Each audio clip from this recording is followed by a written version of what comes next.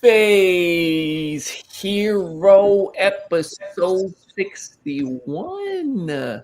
Kicking off right now. 61, almost the senior citizen by audio podcast count. We're closing on 65. Somebody's got an echo on their mic.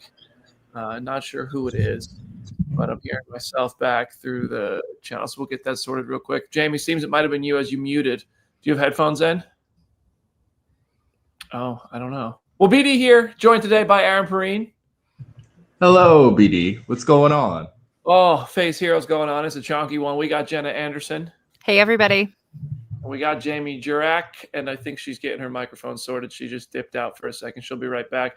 Big show today. Here's what we're going to run through on Phase Hero. This is where we talk a lot about superheroes and movies and TV. That means we're going to start with the DC stuff, then we're going to shift to the Marvel stuff, and then we're going to talk about Mission Impossible: The Final Reckoning, because Jamie and I saw it, and I think that's going to be what we're going to do going forward, is basically have one non-superhero movie of the week topic, basically, or TV show of the week topic. Star Wars will fall under, our superhero stuff, I think, just because it's super genre-oriented, I guess. But Mission Impossible is this week's topic. We're not going to do Andor just because people might not have seen it yet. I think we all agree it's phenomenal, those of us who have watched it.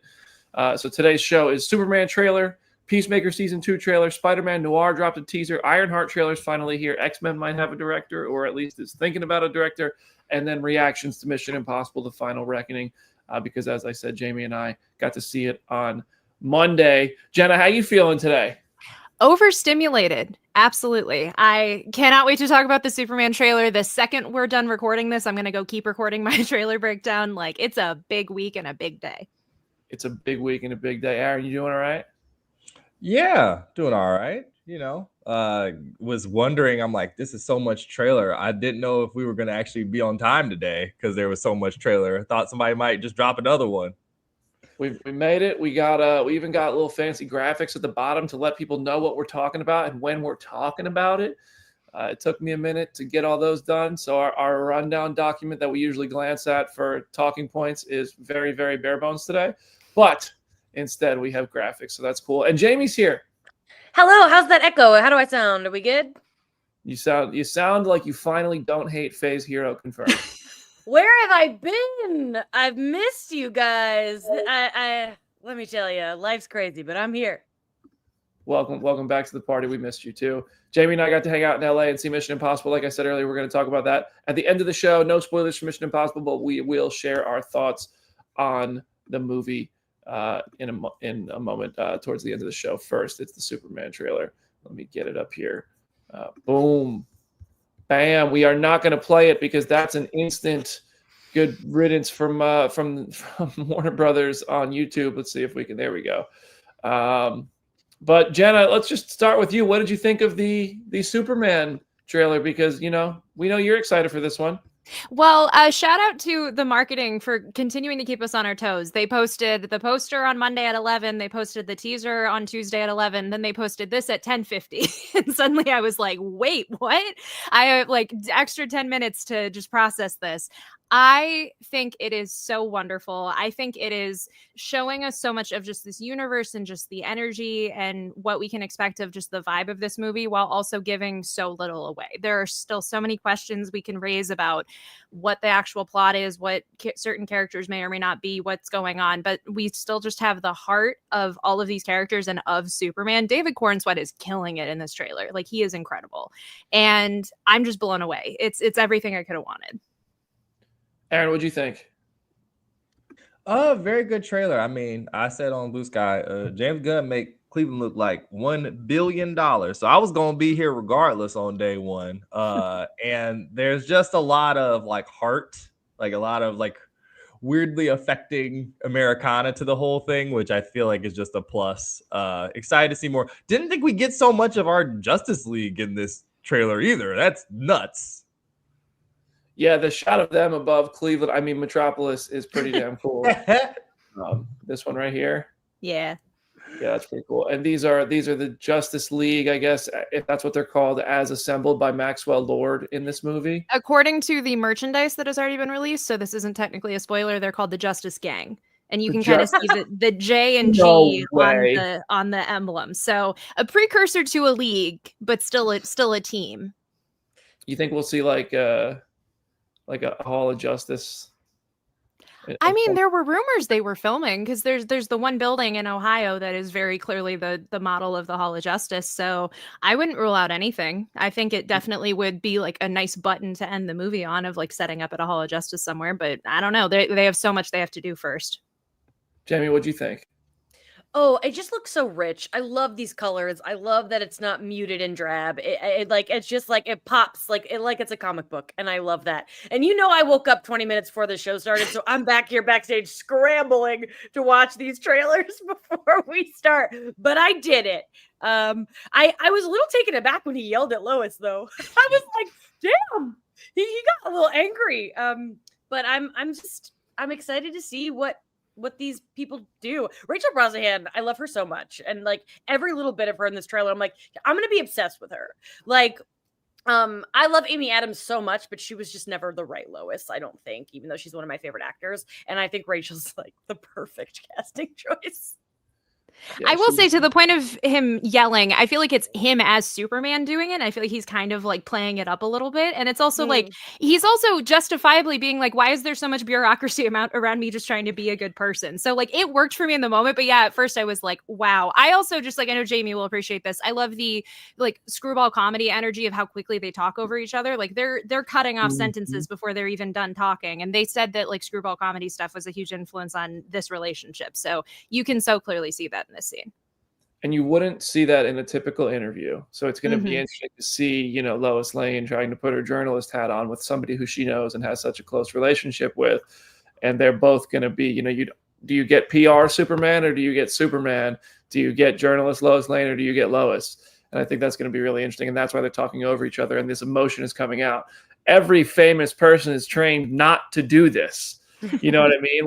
When they're across from somebody who they don't have a pre-existing relationship with, it's just some journalist who's asking them questions. Superman, Clark, probably feels more comfortable coming out and showing the emotion because it's Lois. And I thought that was a good sequence. But has he had any media training is the real question. Probably not. I don't think so. I don't think Superman is media trained yet. He is definitely not Homelander. I love this trailer. I think that Superman is given a bit of like an edginess to him in a sense that is going to make him entertaining. And I think that is coming from that sequence, where he gets a little fed up, he gets a little bit louder, but just these sequences where he's like, I'm trying to do good. And he's getting a little pissed off about it. And he's eyes up, and he's a little cocky when he's in a fight, but it's also like it's coming from a good place. I think it's making Superman a character that's going to be super fun to watch. This trailer is brimming with hope. The color, the texture of this world looks really, really rich, as you said. And it doesn't give the movie away. And the movie's 2 months away now? Mm-hmm.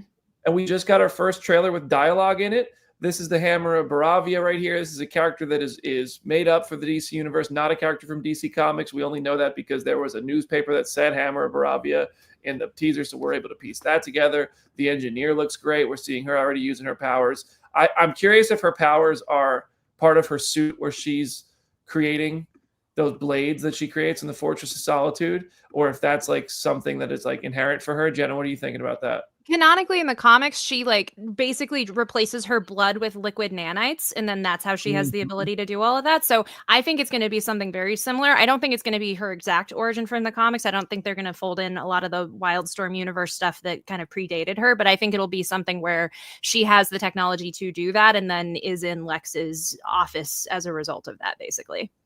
Got to shout out Juan for the 29,900 COPs. Not sure where that comes from. I don't know what currency that is, but thank you for the super chat. And said the only thing that scares me is that Reddit plot. Well, actually, I don't. It seems like it might have been. We're gonna leave that there. We don't. If I didn't read the rest of the comment, but it looked like it might have been going in a direction of a possible spoiler alert. We don't. We don't do those on Face Hero. But thank you for the super chat. I'm gonna have to make a better habit of reading those before putting them on the screen. Who else we got? We got Crypto holding down the fort at the Fortress of Solitude, holding down the fortress. There's a great shot of Engineer turning into base. Yeah, it looks like her hands are they have become those blades. So that's pretty cool.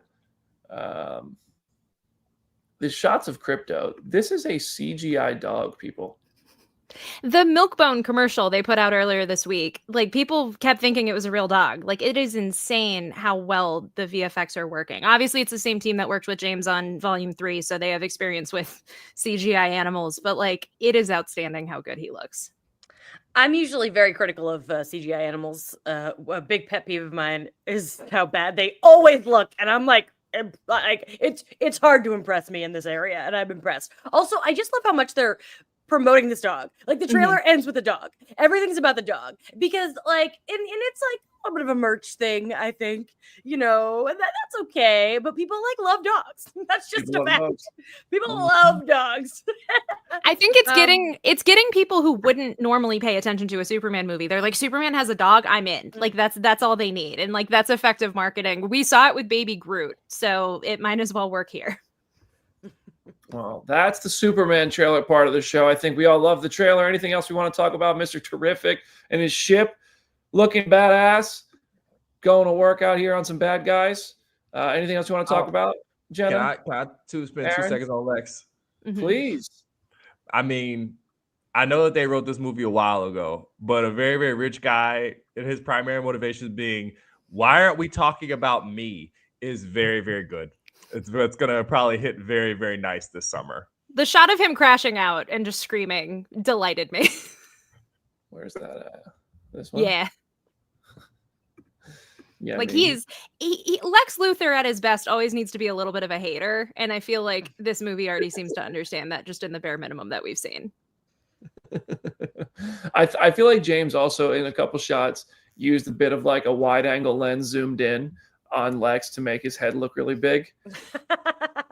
And I appreciate that. It seems consistent in a few of these different shots. Comment section, what did you think of the Superman trailer? Go ahead and share your thoughts. Because I like to hear what everybody else thought. And we're going straight to another DC trailer here. We're going to switch to Peacemaker. Let me pull this up. Because Peacemaker Season 2 dropped a trailer before even Ironheart did. We'll talk about the Ironheart trailer being so late when we get to it. But right now it's about Peacemaker. And boom. What'd you guys think of the Peacemaker trailer? Fun. I love, without being queued up, none of us know who should go first. I'll go first. Go Okay, is he auditioning for the Justice Gang? Yes. That we just okay, that's fun. I just rewatched Blockers this week. I love a teen sex comedy, and I just love being reminded how funny John Cena is. And I'm just so hyped for season 2 of the show. I can't believe how, I remember watching this finale on my 32nd birthday. I'm 35 now. I'm so ready for this to come back. And everything in this trailer delighted me. Like Danielle I'm such a big fan of hers, and it feels like she's kind of being a bit of the heart this season, based on this trailer. Everything about it has me really, really excited. James Gunn cooking. Aaron, what about you? Oh. I guess I can go. I loved this trailer. I have a full breakdown on my channel right now, just kind of talking about the Easter eggs and stuff.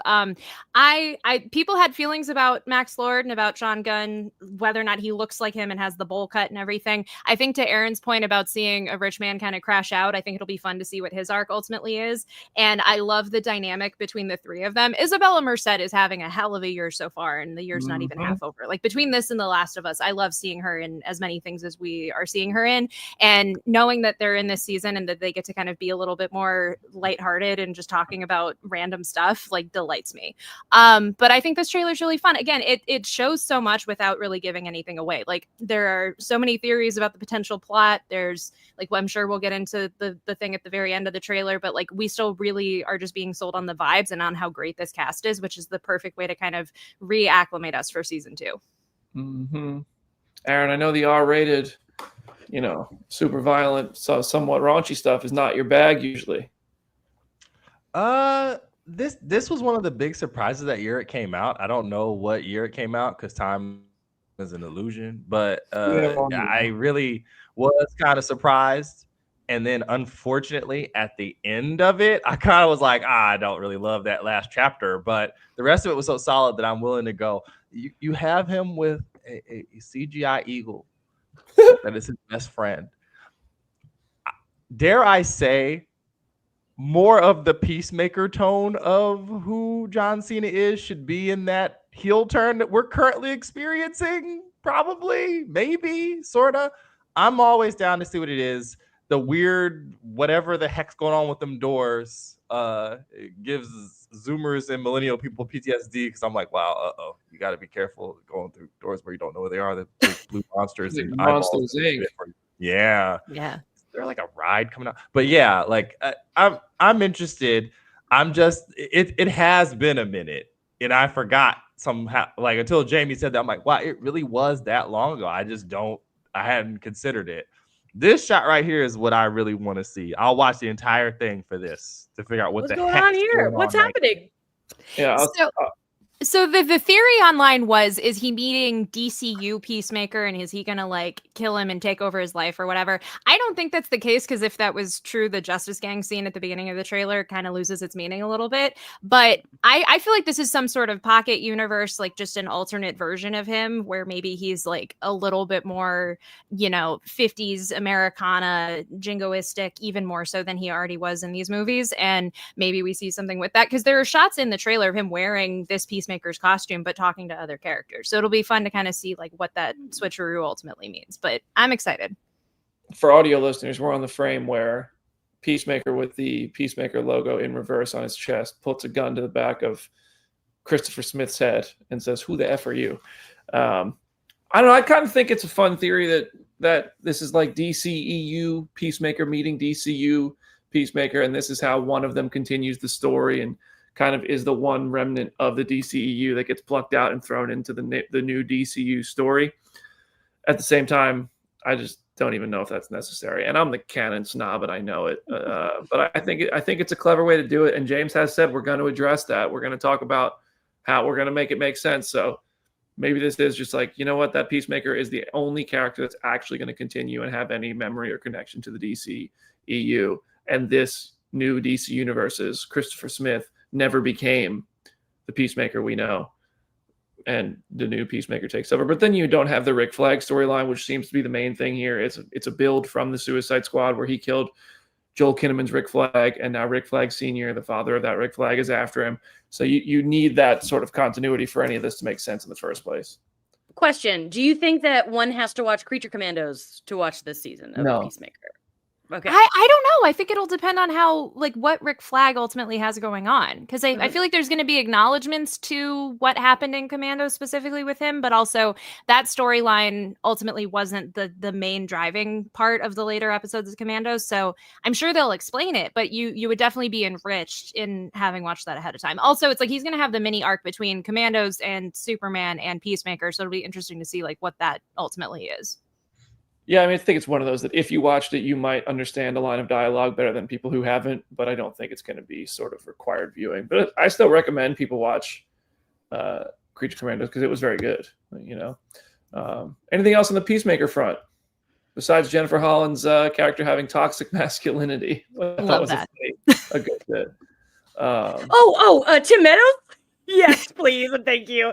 I didn't know he was in this, or if I did, I forgot. And I was cracking up. I love that man. I remember I told you on air that he was in this show when like season 2 wrapped, and you were like, Tim Meadows is in Peacemaker, and I love that you got like Men in Black memory wiped and got to enjoy it again. That sounds like me, for sure. Also, one of the soldiers he's talking to played Leapfrog on She-Hulk and is a delightful human being, so I'm very much looking forward to seeing. Yeah, he's the one with the hat right there. I'm glad to see him back in the superhero space. He's going to be very fun. I like that. Yeah, this show's going to be good, and I just think it's got that like ridiculous, somewhat raunchy humor that James does well, obviously, but it also has a lot of the heart, I think, that James also does well. And I think Peacemaker season 1 is one of the best superhero TV shows we've gotten in the streaming era. So that's the Peacemaker segment. Comment section. What do you guys think about the Peacemaker trailer? We got 150 people watching. I'd love to hear from you guys on YouTube. Please continue to subscribe and share Face Hero with your dad and your cat. And now we're gonna move on to look at the graphics changing. How cool is that? Bam! Hell yeah! Spider-Noir. Jamie needs to go first for this segment. I have to say, in the reactions, the amount of people that sent me the image. Like I've probably got it sent to me 14 times. And what'd you think? I'm ready, give it to me. For the audio listener, we're talking about Spider-Man Noir. Oh yeah, sorry, Spider-Man Noir. Yes. Are you kidding me? Are you kidding me? This is gonna be my whole personality. I can't believe it's real. Like the time there was a time where like this was just an idea, and it was a beautiful idea, and it's becoming a reality. And 2026, I'm gonna need someone to hire me by then so that I can go on this junket. Please and thank you. The show being called Spider-Noir. I'm sorry, I'm going to be tinfoil hatting real quick. I know on the bottom there, the logo, it says Spider-Man Noir. That is not the official logo. That's just something I found on Google while I was making the graphic for the show. The show is officially called Spider-Noir, as this teaser reveals. Reinforces my theory that the name Spider-Man can't be used. I'm just like, tinfoil hat, movie rights. Tinfoil hat is getting tight, baby. It's squeezing my head. It's squeezing, and I think you can't use Spider-Man. I think it's Spider-Noir because he's not ever going to be called Spider-Man, and this is technically a different character. Does anyone care? Is it just me? I don't care. It's Nicolas Cage doing Spider-Man business. What do I care what they call him? I agree with you. Ultimately, at the end of the day, I'm like, Sony's just going to Sony, and their rights are going to be tied up however they are. So if it gets us weird stuff like this, like, I'm all for it, but it is still funny, just the semantics of it all. What's his name going to be? Spider-Noir's real name? I don't know. I've heard some theories about that, but I don't want to say them in case they might end up being a spoiler. Was it a theory or a leak? I don't know, actually, because it was so long ago. Oh, okay. Is it like a name? Running a wreck on this show, boy. All right. Well, that's Spider-Noir. I love how none of us shared our reactions other than Jamie. I don't have. Yeah, go ahead. Go ahead. I'm excited for it. I'm excited for like people to learn more about film noir because I feel like just based on some tweets I've seen, it's really just people's frame of reference is Sin City and like nothing else. Not the entire. There was literally a tweet going around that was like, I'm getting Sin City vibes, and it's like there are other film noirs. It is a massive, expansive genre. I love Sin City. Let me just put that out there. I love Robert Rodriguez. I love Sin City, but like that really hurts my heart. Film noir is such a rich, vast part of film history. Go Google some lists, people, please. God. No, Sin City's the only thing to ever have done noir. But noir started 20 years ago. That's when the genre began. Obviously. The studio did that episode of there's that episode of The Studio, which is a very noir play with Seth Rogen looking for the reel of film. Jamie, don't you watch The Studio? Yeah. Is this the newest episode? No. The episode where Olivia Wilde's film had the reel missing, and I'm sorry. Yeah. He's narrating it, and it was like a play on noir films. Yes. Sorry. Yeah, that was a great. God, that show's so good. BD and I were talking about how maybe it won't play for people who don't know about the industry, but for us, it's peak comedy. My mom watched 15 minutes and hasn't gone back to it. Oh. I think that if you're not in the trenches on movie news and business and stuff, I don't know if these studios working for people. Aaron, what do you think of Spider-Noir? I mean, I was in as soon as I saw Nick Cage on top of a moving Model T Ford, like punching people and doing it. I hope it was him. It probably wasn't, but that would be sick, you know? I just, with these Sony projects, you just never know. There's such a range of things. We were just talking about this with one of my friends last night. It's like half of the stuff, Spider-Verse is tremendous. Like, what is going on here? How did this happen? All the Tom Holland stuff I've really enjoyed. And then we get to like Craven and Morbius. And I mean, and then like Venom's off in his own little corner, like doing other stuff, like being like just media movies. So let's hope it's one of the good ones. Let's hope it's better, you know? Yeah. Jamie, we should just hope it's better just so if they're confident they'll put him as Spider-Man Noir meeting his animated person in the third one. We should just root for that. Oh my God. Do we think this is like a continuation of the Spider-Noir from the Spider-Verse movies, or is this a separate thing? I don't know. I feel like it has to be a separate thing because they've made it clear about the different universes. So if animated Spider-Noir exists, why would he be the same as live action? Like that's messing things up. So I would imagine it's like, but I would also guess like his universe is probably about the same.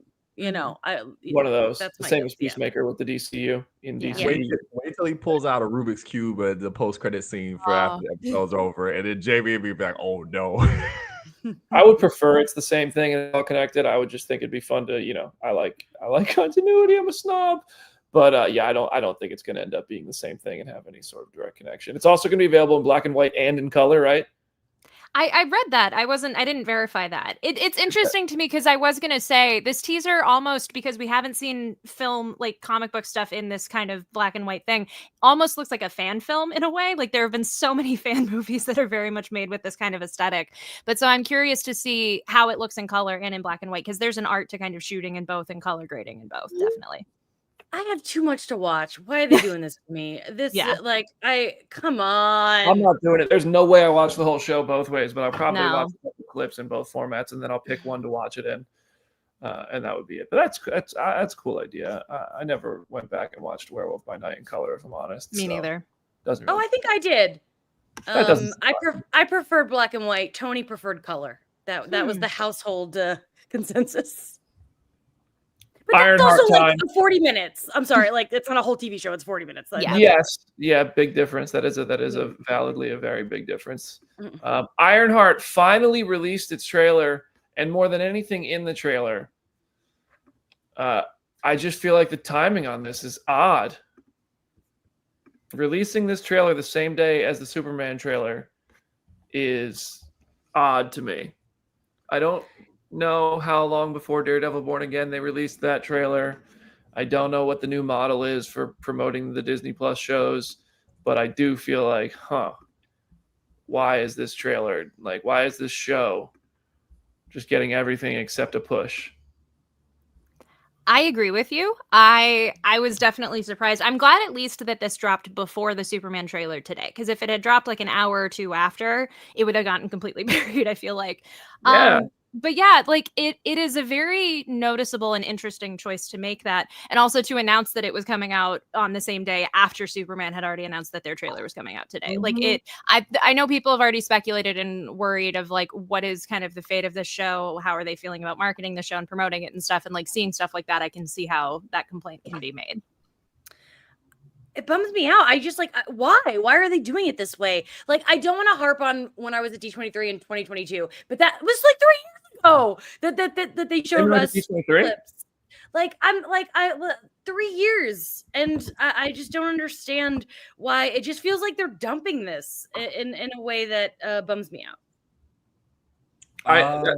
Go ahead, Aaron. I was about to be like, there's been a lot of stuff said about this, but I have 3 main culprits for what's going on. First of all, we all invited this. This is what happened when we signed up for your reformatting. This opened the door to this, and I know people don't want to hear that. I know people aren't excited about that, but it totally opened the door for this 100%. Also, Disney does one thing at a time now, and every bit of the marketing budget goes to one thing at a time. And Daredevil is always going to get a bigger push than this show. Unfortunately for Ironheart fans like me and the army standing behind me looking like the X-Men in the middle of the desert in X-Men 97, which we'll get to possibly later in the show. And this is what it was going to be. Like, Thunderbolts gets massive marketing push, especially after the reception. It was always going to get the push. Ryan is busy doing Sinners, which is his baby. He owns the rights to it in 20 years because it's eclipsed the budget. And we're just going to get the Shaft there too. And I just, Lilo and Stitch's on deck, man. Things going to make $1 billion. Like, it sucks, but something was going to draw the short end of the straw when we did all this shuffling around. What do you mean when you say open the door for this? So when you said that we're going to restructure things, we're going to push things back to focus on these supply chain things, where was it going to go? Superman was always going to happen in 25 because Zaslav was absolutely gung-ho about that. And this Avengers movie was going to be filming right now, whether Hell and High Water 2, right? Fantastic Four got pushed over here. As soon as they moved it up for November, I was like, oh, that's a little weird. What's going on? But Disney has to have a tentpole out in July. Like, they really wanted it. And there was no chance they weren't going to do it after how Deadpool and Wolverine crushed last year. Like, the entire Comic-Con weekend was basically Deadpool Wolverine because they punted on Superman just punted the spot, and now it's doing well this year. But yeah, I just like the marketing, the way it was gonna go, how much had been invested in Daredevil, how much they invested in Thunderbolts, Fantastic Four being the Fantastic Four. It sucks. All I gotta say is, for anybody concerned about Ironheart, anyone who's a fan, any Black Panther universe, all y'all who love Sinners and love Ryan Coogler all of a sudden now, we need to show up. We need to take a page from Jamie and them, what they did with Agatha. They don't let anything associated with Wanda fail. They don't. You look at the track record. Everything that woman, Elizabeth Olsen, showed up. There are going to be people dressed up as vampires in that darn movie that's coming out when it comes out. Dude, we need to take a page from it. It is what it is. Show up. I will say I was researching. So the first Daredevil trailer came out on January 15th, and then the show premiered in early March. So that is definitely a longer gap. I do agree with Aaron. This isn't necessarily even exclusive to the MCU, because I remember even Andor fans being like, where's the Andor season 2 trailer? Like, they knew they had a release date and it took forever to get a trailer. But it still is just kind of interesting, like, the optics and just the situation of it and all, because even the chat is wondering of, like, they thought that it was going to get the Echo treatment and just all get dumped on the same day, and instead it seemingly is just 2 weeks of 3 episodes. So I don't know, it's just interesting. Yeah, I mean, Ironheart was one of my top rated on the anticipation rankings this year. I've been very excited for this show despite the delays, but now when you combine the delays with, I just feel, again, I don't know if this is true, but just given the lack of anything about this, the priority is very obviously on the movies. And I've always not always, but for the past year, 2 years, have started to realize, like, that's what they need to do to keep the franchise really, really where it was before, because obviously the MCU slipped a bit when they just overdid it with content and titles. Combining, 4 movies, 5 shows a year was just too much. But this feels like this is the last project, maybe besides Wonder Man, of that era of we're just making everything fans say they want, and then when fans say they don't want it anymore, the numbers go a bit down, and we've already spent $1 gazillion on this. We got to figure it out. But I think that Daredevil 1, 8, and 9 and Thunderbolts were post-pivoting. Fantastic Four was post-pivot. Ironheart feels like it was probably finished a long time ago, and it's pre-pivot. And to me, I'm reading that as well. We're just putting it out there. We're going to dump this out there. We want to focus on the things we know are good, the things we know that we believe are the priority, which are Thunderbolts, Fantastic Four, and the new Daredevil stuff. And anything before that seems to be not prioritized for whatever reason. And also, I think they want Thunderbolts to draw money at the box office, and then they want to focus on Fantastic Four. Because listen, I understand Thunderbolts and Fantastic Four box office as being a higher priority than Disney Plus subscriptions that you think you might get from Ironheart. I get that. And I think that Ironheart being over-marketed while trying to promote other Marvel projects, which are higher priority because they are box office draws, like, seemingly presents a conflict. But I don't know. It sucks that Ironheart becomes a victim of that. It could have just hold it until October at this point. It's a spooky-looking show. You got the Hood as the villain, a rumor of Mephisto popping up. Hold it. It's Fantastic Four is the last movie of the year. At that point, why not just hold it? See, but then, because THR had an interview with Brad that was talking about how this and Wonder Man are pre-overhaul. So, like, we can confirm that. And then we still have Eyes of Wakanda and Marvel Zombies and the animated stuff that has been in the works for a long, long time as well. So this is just going to be this weird kind of, like, holdover year of stuff made pre and post overhaul. It just sucks that, like, the optics of what the projects are and, like, the leads of the certain projects, it sucks that they're getting the short end of the stick in the process. As people have pointed out, there is a lot of social media just garbage around just the mention of this show. Like, people are just being absolutely vitriolic for no good reason. And it sucks. And hopefully it doesn't get in the way of people enjoying what looks like a delightful show. Can I answer your question about why it's not in the fall, though, Brandon? Because there's 2 really big reasons why it's not in the fall. Why's that? Zootopia 2. Oh, yeah. And also Percy Jackson Olympians season 2, December 22nd. There's your reason why it's not in the back half. There was just no way. I trust me. I don't want to be the one. I feel like one of the scientists in Godzilla reading the machines and being like, "Oh, this is bad. This is very bad. This is not good." Yeah. Hey, Scott Autry, $49.99 super chat. Thank you, my friend. Much love, gang. The box office hasn't hit $10 billion since 29 Do you think these projects can get us back to pre-COVID numbers? Thanks for all you do. Thank you for the chat, my friend. I think that the new Jurassic is really going to bump up the 2025 numbers because Jurassic always does so well overseas. But BD and I were talking about this the other day, like all these big summer movies might kind of, swallow each other up in terms of people like it's expensive to go to the movies, and people have big TVs and things. You can rent something a month later, and there's so many factors that are sad. Join AMC A-List. It's such a good deal, everybody. You can see so many movies. On Friday, I'll be seeing The Surfer, starring Spider-Noir himself, Nick Cage. That's my plug. I was gonna say AMC said this week that they're slashing ticket prices of like if you go on a Wednesday, it's like half price tickets during the summer, which like that's great. Oh, Tuesday's always cheap too. Tuesday's always the cheap day. That's awesome. Like there's definitely ways to work around it if you do want to see every single movie. And I for me with the box office of it all, I feel like we're never fully getting back to those numbers at least anytime soon. We might eventually 5-10 years from now get to a point where those numbers are like foreseeable. I think we're going to get good numbers. I think we're going to get to like a healthy box office, and I think we already kind of have that this year in its own special way. But I think the pre-COVID of it all is something that we're kind of past. Yeah, I mean, it was like $1 billion was a layup at that point for franchise movies. Fast and Furious coming out, billion. Jurassic, billion. Marvel, billion. Joker, billion. Like it was just super common, and now it's putting in perspective what an achievement that was for the movies. Aaron, what you thinking? I'm interested in this question because, like, obviously I'm like Jen, I don't think it's coming back. But if there ever was a slate where you would have a chance, because this year it's not looking great, but who knows? The future is uncertain. Like every day I wake up and I'm like, oh, we have another moon.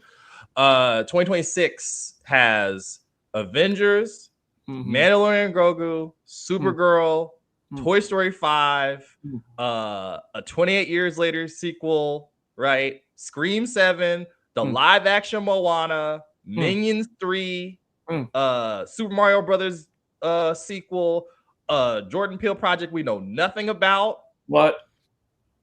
Like, if it ever was gonna happen, what? Next year's is looking good.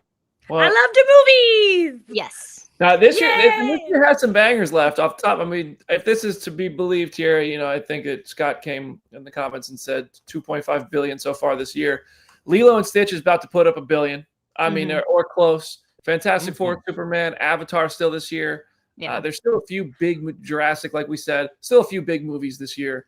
We don't need just Marvel, but it's Wicked. Really oh yeah, Wicked. Yeah, it puts in perspective how much Marvel was helping movie theaters, despite people hating on Marvel and cinema and all that. Marvel dropping $3 billion a year was very good for the business. But anyway, let's get to Ironheart real quick. First thing, I have this freeze frame here of a projection which looks very similar to what they did with the Tony Stark projection in the comics. Not Tony Stark. RDJ is not on the show, but it cuts off before you see the face of this character. Any theories here? In the comics, she has a friend who is kind of like a hologram. So I'm pretty sure this is going to be a similar sort of situation there. Yeah. Overall, what do you guys think of the trailer? Jenna, you go first. I love seeing Chicago in the MCU. That shot of her flying around through Chicago, that was in the D23 trailer last year, and I was very delighted by it. Alden Ehrenreich's little laugh line at the end of the Live, Laugh, Love poster genuinely got to me. That was delightful. And yeah, I like the show is definitely subverting our expectations in a lot of different ways. I'm excited to see kind of the spooky stuff versus the technology stuff that Riri's doing. I think that's going to be cool. I also have to shout out the poster because the first poster that they put out this morning that goes hard. That is very cool. Jamie, what'd you think of the trailer? Yeah, it looks great. I forgot little baby Han Solo was up in the show. I totally forgot. I keep erasing my brain. So I was like, hey, look at you, handsome. Can't wait to see you in this program. I just like we've only seen her, in Wakanda Forever, but I think she's just like I'm so excited to see her have her own show. Like she's just she has such charisma, and I'm excited that just to watch her cook in this for sure. Also, I have to shout out Academy Award winner Jim Rash coming back from Civil War. Every time I'm reminded that he's back, it makes me laugh because I love Jim Rash so much. But everybody just seems like they're really working in this and that, and that they care, and I'm ready for that. Aaron, what'd you think? I'm encouraged, like everything we've heard is that like the extra time did the show a lot of good. I mean, everybody, a level of silliness. Like, I think that's the funniest part, like of a lot of things I don't understand and I like get confused about in the fandoms. How much people care about CGI suits was not something I was aware of before Wakanda Forever. And dear God, have I heard a lot about CGI in the ensuing couple of years. And it looks leaps and bounds from whatever it was. Jamie's the only one I know besides you who's seen the footage from back in the day at the convention. That is a bit. I'm going to spare you, Jay. We've been going hard on you in the bits in this episode. I want to see more. I also want to know, why did they split it in half? Mm-hmm. That is what I'm interested in. I'm like, what happens at the end of episode 3 that would lead you to cut this in half?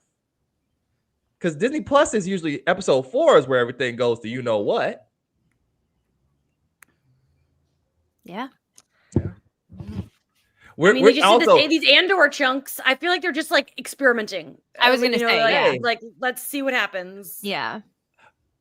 If any Phase Hero listeners want to put in on the pool now, will the Brandon theory continue? Because if you've been a long time listener to the program and other programs that all 4 of us have been on, Brandon knows that last episode, the suit coming. Can we continue the streak? Can we do it? It's one of my favorite things. They've taken away Avengers Tower as a bit from me, and now I'm gonna go ahead and bump this one up the ladder. The suit looks great, but I don't think that's the final suit. No. That's like episode 1, episode 2 suit.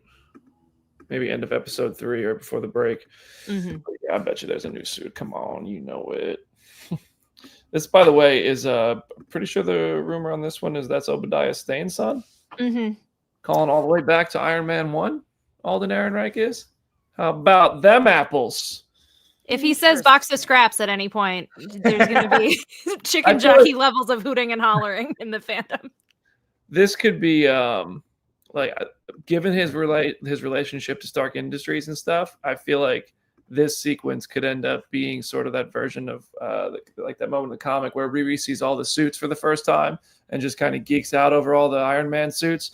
Like she goes, "Oh my God, Mark to the Silver Centurion," all that stuff. Like in those lockers could be pieces of Stark tech or maybe even Iron Man suits that she geeks out over and gets excited to either wear or you build off of and things like that. So that could be interesting. All right. Ironheart trailer's out there. If you haven't watched it, go watch it. Enjoy. X-Men might just have a director. The word on the street is that the X-Men movie coming to the MCU is looking at Jake Schreier, director of Thunderbolts, to direct it. I mean, I'm on board. I also saw Ryan Coogler was somebody who they talked to as well as a rumor. I don't know if that's true. How are we feeling about this?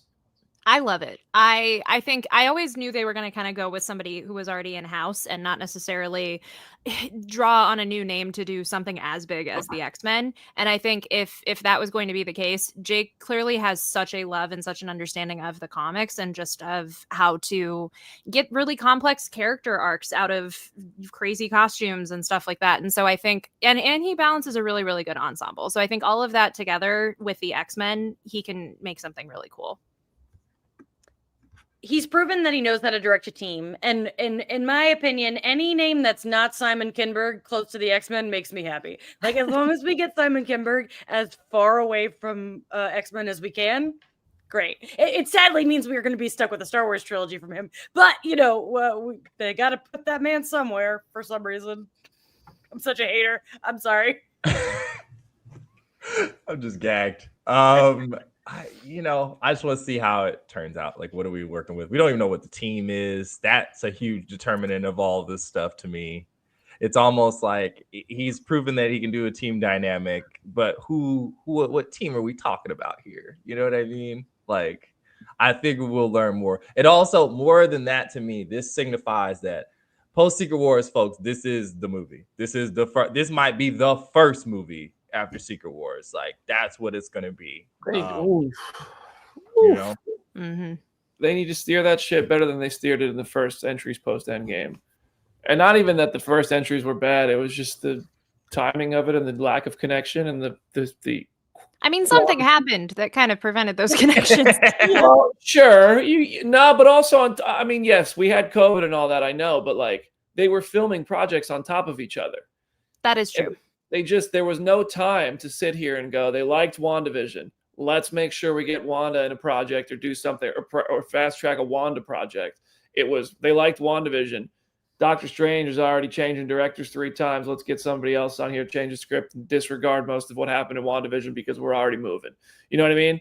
So I think that a lot of these things were already happening because the quantity was happening so quickly. Now that the release, is slower, you have an opportunity to sort of say, hey, look, we're wrapping up a saga. We're going to come out swinging and do this in a way that's going to leave you wanting more. You're going to enjoy what we put out. That's everything. That's what I want to see. And X-Men kicking that off, that's a great place to start, in my opinion. And I like Jake. I like Jake Schreier a lot. Nice little plug here. He's on the Director Debrief on the channel right now, talking spoilers for Thunderbolts if you want to go watch it or listen to it in podcast form. I'm just going to see myself out. All right.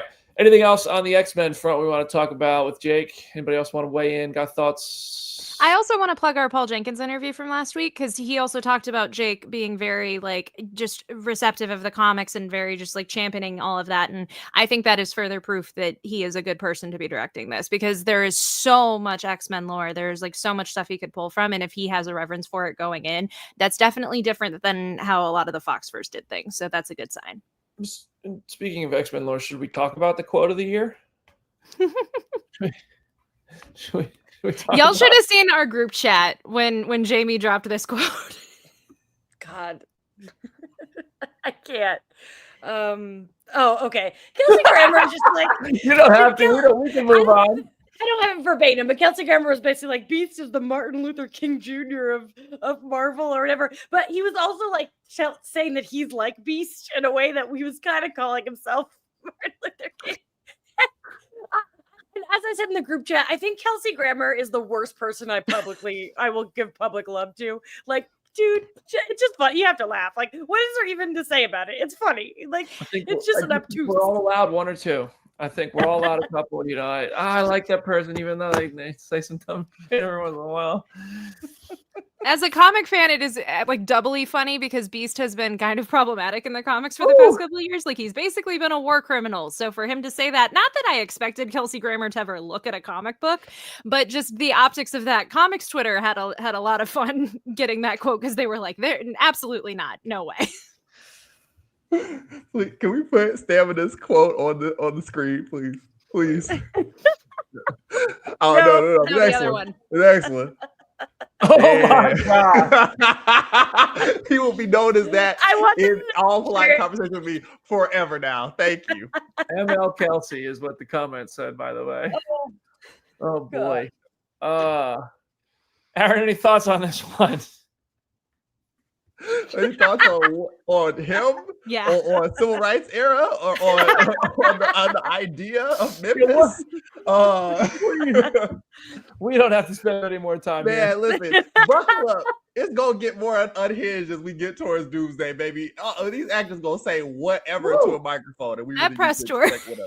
Well, you have. I think a lot of the older actors just kind of say stuff. I think they come from a generation where they just say shit. And that's what happened here. And I read the full quote and I was reading it. I was like, I think he means well. Obviously I think he meant well, but it's still just something that a lot of media trained people would be like, I shouldn't say that. Anybody who's really thought about things would probably say, I probably shouldn't make that comparison, but it is listen, shit happens. Big episode for media training. Yeah, I'm sure he got a call afterwards. Hey, maybe steer word. Don't make that the talking point of the Doomsday press tour. Daniel Zambrano, thank you for the 10. I'm late. Glad to see Jamie doesn't hate Superman. Confirmed. Jamie's back, ladies and gentlemen. I'm here. Love that manatee mailbox. Love manatees. They're my fave. So good work. Big man. All right. And then last topic of the day. Oh, actually, before we move on, there's the photo of Robert Downey Jr. I know we don't have a bottom bar for this, but I have an image of it that I can pull up. There's an image of Robert Downey Jr. on set of Doomsday, and he's reading. Damn. That's definitely a padded suit. That is definitely padded. But the thing I wanted to talk about is the dots on his face. I don't want to judge before I see anything, but I don't need Doom's mask to be CGI. It could be so good that I don't even notice or care, but I prefer capture that thing in camera. There are minimal dots. Maybe it's just like, I don't know, because then they would be, I guess, on the mask, not on his face. So never mind. I agree with you, Brandon. My copium is maybe it's a flashback sequence. Maybe they're like de-aging him the way that they did in Civil War or something.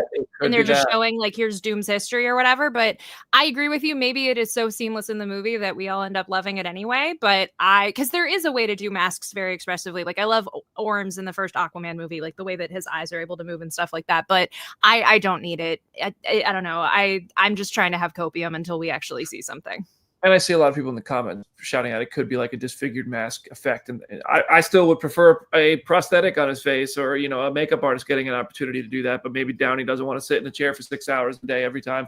So, and I wouldn't be like, well, I'm a big wait and see guy, but I'll be honest, I prefer practical in camera. And I think that's a thing that we're getting for audiences are saying with their money is that we like practical in camera things more than just big bombastic VFX things these days, because we've seen VFX now time and time again. But yeah, and also one last thing on the Marvel front that I can't believe we did not mention. Somebody in the comment section shouted it out. Jessica Jones is back. Yeah. It's going to be in Daredevil Born Again season 2. I feel like we all saw this coming. Brandon Moore with the 2. Got to mention Jessica Jones coming back. How's that for timing? Thank you, Brandon. Yeah, Jessica Jones is back. Who's excited? I am. I'm very so excited. In the Netflix universe, that's the only show I fully watched, like when it was on. Perfect casting. I've talked many times about how much I love the Alias comic and how much I love that character, and she's so perfect at it. And I'm ready. But now, like her and Luke, I need it. No comment. I love it. I agree with Jamie, like echoing a lot of that. I also just like now that we know what season 2 is going to be, like what the status quo is at the end of season 1, I'm so excited to see how Jessica fits into all of that, because I feel like she can be a good ally to Matt and kind of like beef up his team that he has in the end of the finale, as people were like, it's just Cherry and a bunch of policemen that we don't know their names. So it'll be nice to see her kind of be in that fold and have the personality that we know she has. You guys, I forgot Daredevil. I never finished it. Oh, that's right. I keep forgetting it's a thing. I will do it soon, I promise. I am in awe that you have avoided most of the spoilers that you have. Literally no spoilers. Godspeed. Now that I put it out in the universe. JJ returning. I mean, we're on the way here. Now the question is just, are all of them going to be in something together? That's the only thing I have. I always thought she was coming back, man. That woman kept that T-shirt and maybe has a bunch of copies of that T-shirt in her closet like Doug. It was always happening. I don't, like I'm happy for the Daredevil fans. I don't understand how there isn't more groundswell excitement around that than exists online right now. I'm really kind of like confused, but that is going to be really interesting, and that'll be really something for the like Adam Barnhart buddy. It's total victory. I don't know what else to say. Oh, Daniel, I don't know about that. No, I don't hate Daredevil. I just keep forgetting. That's what I heard. She was a little busy. It's deeply indifference, not hate. I just Andor came out. I've been watching Shrinking. I just lots going on. I eagerly await your thoughts on Fisk and Vanessa. I'll just say that. Oh, okay. I'm more interested now. Daniel, I just keep forgetting. I heard exactly what you heard, Daniel. That whole $5 goes to me. We're not splitting that. She's earned it. All right, last topic. Mission Impossible: The Final Reckoning. It's dropping soon. Has the review embargo lifted? Let me check real quick. See if how careful we got to be in what we say. Mission Impossible embargo. Let me see. Wrong email. I mean, the reactions Daniel and I are went up. to see Mission Impossible on Monday, and we're allowed to share our thoughts. I just want to see how thoroughly we can do this. It won't be that thorough anyway. Like, we're doing I don't know. Whatever. We'll just do what we do. We're Jamie, not what do you spoiling think of the anything. movie? Well, as everyone knows, Mission Impossible is my franchise. It is the thing that I love so dearly. And the third act, what a banger. Loved the third act. It ends on a high note, but gosh, the first 2 hours were drab. There's so much exposition dumps, like constant. They spend so much time reminding you of things that happen in the other movies. It's dark. It's like not fun at all. There's so much about it that doesn't feel like a Mission Impossible movie. They're trying to connect things in a way that I rolled my eyes a few times. There's a certain character I still really miss. But ultimately, like, I'm glad that if one act is going to be good, I'm glad it's the last act. But I will say, on my ranking, the only movie I put it above was Mission Impossible 2. It is my second to least on my full ranking, which is a bummer. In my headcanon, this franchise ended with Fallout. That's the end. Sorry. I'm not as harsh on those first 2 hours, but I am not high on them. But that final 45 minutes, that third act of this movie, I think is incredible. I think I would have bought a ticket just to see the last 45 minutes in IMAX. Once the movie literally takes flight, it's pretty remarkable. But yeah, I think that the sort of forced connections seem to be working for a lot of people in the reactions. A lot of people glowing about this movie on social media. But for me, it was just like, okay, well, you guys, where were these connections all along? You had plenty of opportunities to tie these things together, and then just were like, hey, it's the last movie. Let's remind everybody that there were movies before this, while simultaneously telling them everything that happened to the movies before this and bogging down the plot as a result, but making sure that if this is the first Mission movie you watch, you get it. And if it's the last Mission movie you watch because you watched all the other ones, you also get it. But yeah, no, I mean, listen, it's a stunt show. I feel like Tom and Chris were like, hey, I want to hang off the side of a plane. I want to go dive in a submarine. We got some cool ideas for stunts. Fill in the blanks on how to connect it. And they did that. It's fine. Some of the action felt like genuine 90s throwback action to me. I felt like, especially early in the movie, there was some of it that was shot that way. Thought that was cool. But overall, there was moments where I felt like I shouldn't be bored during a Mission Impossible movie. And I kind of was at times. It's fine. The movie's fine. The last 45 minutes saves it, in my opinion. But it's fine. There were also a couple moments where BD and I were laughing at the movie, not necessarily with the movie. There were a couple moments where we both looked at each other like, okay, if that's what's happening. Also, I won't say what it is, but there's a moment in an earlier film that I close my eyes every time they show it because I don't like it. And this movie showed a clip of that moment twice. I had to watch it twice. Why do we need to watch clips from old movies more than once in this movie? That's crazy. It's 3 hours. 3-hour movie. I don't need to see that many clips. I'm sorry. All right, y'all. Well, that is our show today. Aaron and I are just flabbergasted. Yeah, I'm there. Jamie, any last words for today's show? I'm gonna be on we're watching later today, talking about Andor, the finale. So I don't think there's like a live audience with that one, but keep an eye out because I have a lot of Andor thoughts. I just want to say real quickly, I think it's dumb that Marvel started promoting the new Avengers 3 days after the movie. That was crazy. Spoiled it for Tony. I'm a little mad about that. Otherwise, when you go to movies, when you see these movies in theaters, don't take your phone out and don't talk. So many people were talking in Brandon and I's Mission Impossible screening. It's like, you can shut your freaking face for 3 hours. You could do it, I swear. Be polite. Everyone can hear you. That's all. I'm done. Good luck mean, following that. Golly, yeah, I would say it's at Summer Lake Hornet on all platforms and at How to Watch Free TV. We have a mini-sode for you with a bunch of crazy stuff. And yeah, we did get a Jamie Rand in there. We did everything this episode. We talk about Yeah. Marvel and DC and Spider-Man Noir and freaking Mission Impossible. And apparently there's a moment in it that scared the crap out of me, and I didn't even see the movie. So that's good. Also, I'd like to plug friend of mine, Yvette Dion's review of Sinners over on Flytrap Media, and it's about like Black Southern Gothic aesthetics and like how that wraps into the movie, and her going there and then going to see Beyonce in the same week and being like, wow, it's really wild. So that's great. Thank you guys for watching the IMAX stuff. Thank you for doing all the goofy stuff. Thank you for tagging us in things and keeping us all together.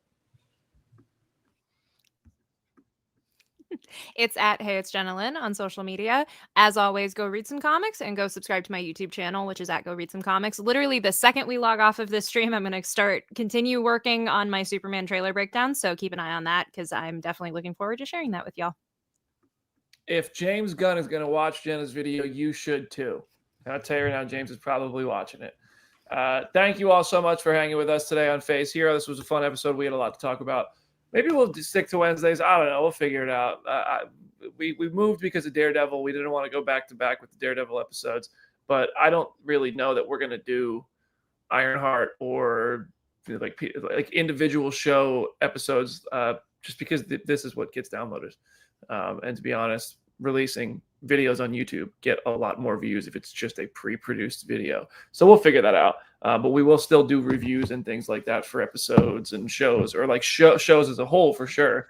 And I'm kind of bummed that we didn't do Andor, but I was traveling and I didn't have time to plan that. So that's on me. But thank you everybody for listening and subscribing and watching and all that stuff with Face Hero. Enjoy Superman, Peacemaker, Spider-Noir, Ironheart, X-Men news, all that stuff. Play our show for your dad, play it for your cat. We will see you next week for more Face Hero. Bye.